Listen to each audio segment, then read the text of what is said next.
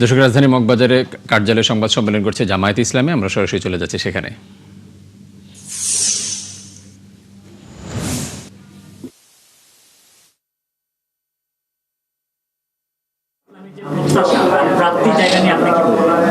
এটা আমাদের গতকালকে আমাদের আমিরে জামাত এই ব্যাপারে বক্তব্য রেখেছেন, সেটাই আমাদের বক্তব্য। আরএফএল চেয়ার, ক্ষমতার নয় সমতার চেয়ার। আইনি সব পদক্ষেপ আমরা নেব, আইনি সব ধরনের স্টেপগুলো আমরা নিচ্ছি। যেখানে দাঁড়িপাল্লা প্রতীকে অনেক ব্যালট পেপার জমা না দিয়ে টেবিলের নিচে লুকিয়ে রাখা হয়েছে। এখন পুনর্গণনায় যদি আবারও এমন করা হয় সেক্ষেত্রে আপনারা কি করবেন? আমরা এই ধরনের কোনো কাজ করি নাই, হয়তো উদ্দেশ্য প্রণোদিতভাবে আমাদেরকে একই কথা এটা কেউ করতে পারে না। এই সবই তদন্ত করে দেখার জন্য আমরা সংশ্লিষ্ট নির্বাচনে যেমন হয়েছে পুনর্গণনায় যদি এমন হয় তখন আপনারা কি পদক্ষেপ নেবেন? এটা হলে আমরা দেখব, আমরা এগুলা দেখি। আমাদের এজেন্ট থাকবেন, আমরা থাকবো।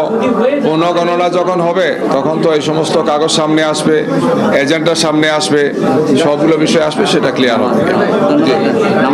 জি জি জি জি